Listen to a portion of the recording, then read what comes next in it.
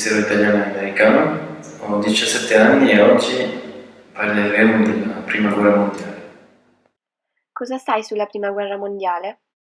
La Première Guerre mondiale est le premier conflit qui inclut toutes les puissances mondiales dans la même guerre.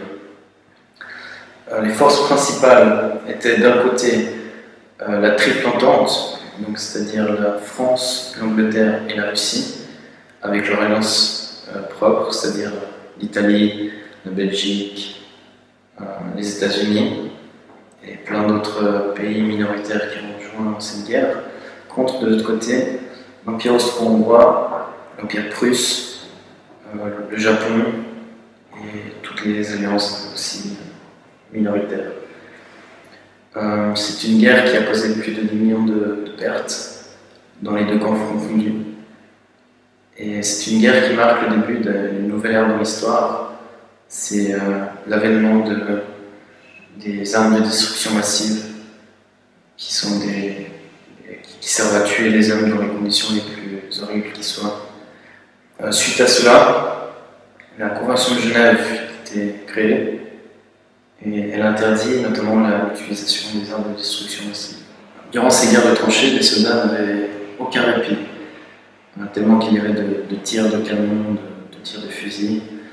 Rien qu'à la bataille de Verdun, plus de 200 millions d'obus ont été tirés. La Première Guerre mondiale est aussi un symbole d'un extrême taux de racisme, notamment à cause de génocides, par exemple celui de l'Arménie, et aussi à cause des conditions dans lesquelles étaient traités les soldats des colonies françaises et anglaises qui ont été envoyés au front. Donc, par exemple, les Zouaves, comment ils les appelaient les Français, étaient les soldats de l'Afrique noire qui étaient forcés d'aller se battre en première ligne. Ils portaient un uniforme rouge et bleu, donc c'était absolument pas quelque chose qui passait inaperçu. Et ils servaient à aller nettoyer les tranchées allemandes, enfin plutôt essayer de les nettoyer parce qu'ils se faisaient hacher avant. Et tout ça, c'est un côté de la guerre que les Français ou n'importe qui ont participé ne mettent pas vraiment en avant. Parce que eux, ils disent que ils partaient la fleur au fusil, donc c'est-à-dire contents d'aller se battre pour leur pays, alors qu'ils ne savaient même pas pourquoi ils étaient envoyés au front à la base. La Première Guerre mondiale est aussi connue pour être une guerre statique. Donc ce n'est pas une guerre de mouvement, c'était une guerre de tranchées. Une ligne de défense que les soldats aménagèrent le long des lignes de front. Dans ces tranchées ont été utilisés des gaz, donc, des armes de destruction massive, et aussi des explosifs de très forte densité, qui ont été à cette époque les plus grandes explosions jamais réalisées par l'homme, jusqu'à l'invention de la bombe nucléaire. Et donc les soldats français, surnommés les poilus, appelaient cette guerre la guerre des terres. Ce qui voulait dire qu'en fait, ils ne voulaient plus avoir affaire avec des guerres dans l'histoire de l'humanité, tellement que les conditions étaient horribles. Qual è il ruolo degli Stati Uniti? Les États-Unis sont entrés en guerre en 1917, après la demande de la France et de l'Angleterre, parce qu'ils n'étaient en fait pas concernés directement par cette guerre. Il y avait seulement certains volontaires qui allaient aider les Français ou les Anglais dans l'aviation, dans certaines branches de l'armée. Mais ils sont entrés officiellement en guerre en 1917, et ce qui leur a permis de faire du marché, de vendre des armes. C'était, je pense, leur première motivation, parce qu'une fois de plus, ils ne mettent pas en avant tout ce côté de la guerre. In famiglia parli mai di questo argomento?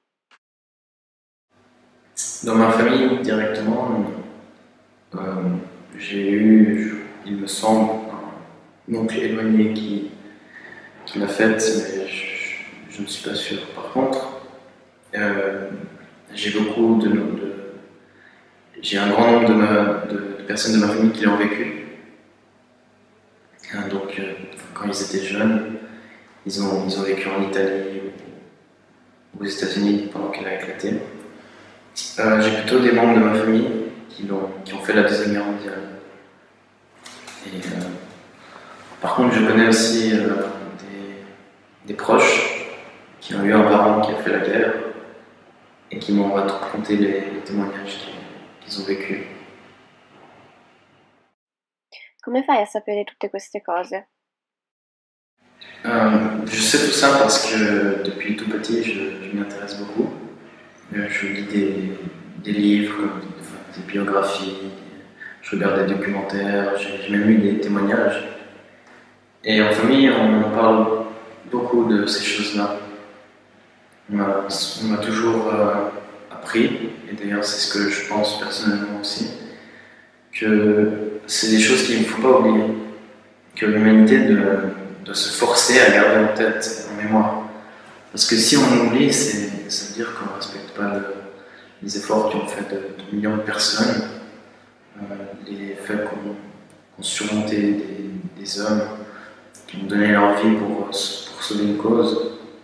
Et ça veut aussi dire que, en quelque sorte, on oublie que l'humanité a connu des périodes noires où une ou plusieurs personnes ont réussi à se forcer les gens à suivre leur idéal et à donc faire des choses très mal, qu'ils ont subi des pensées racistes, des peuples qui ont été discriminés, qu'on a été prêt à tuer pour un idéal qui était, on va dire, utopique, parce qu'ils étaient inatteignables.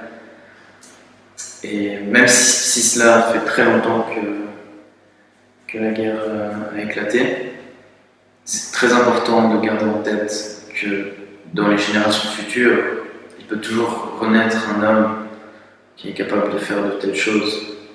Et que si le monde n'est pas solidaire, on n'aura aucune chance pour contrer les guerres qui risquent d'arriver. Surtout que les technologies ont changé maintenant, ça risque d'être beaucoup plus violent et que ça pourrait causer la perte de l'être humain. Vuoi aggiungere qualcosa? Quoi qu'il en soit, je suis très content d'en parler parce que, une fois de plus, je trouve que c'est très important de garder ça en tête, qu'il faut faire connaître à tout le monde cet aspect un petit peu de l'histoire de l'humanité et que le centenaire doit être célébré avec respect et le non-oubli de certains héros qui ont participé à cette guerre. Allora, mi chiamo Michael, vengo dalla Svizzera francese, ho 27 anni. Cosa sai della Prima Guerra Mondiale? So che è un conflitto che ha ingannato tutta l'Europa, che è soprattutto tra la Francia e la Germania, che è stata una guerra di, non so se come si dice, trincea, tra i due, tra Verdun e anche l'Alsace-Lorraine, e che ha sconvolto tantissime persone e che alla fine era piuttosto una guerra a fare fatica all'avversario che veramente una guerra stretta. E come fai a sapere queste cose? Perché l'ho studiata, è qualcosa che mi interessa anche, per quale ho motivi ho voglia di sapere di più, e come ho fatto il militare, ho avuto corsi di tattica, ci sono alcuni elementi della tattica che hanno scelto l'uno o l'altro che mi interessano un sacco. Per esempio?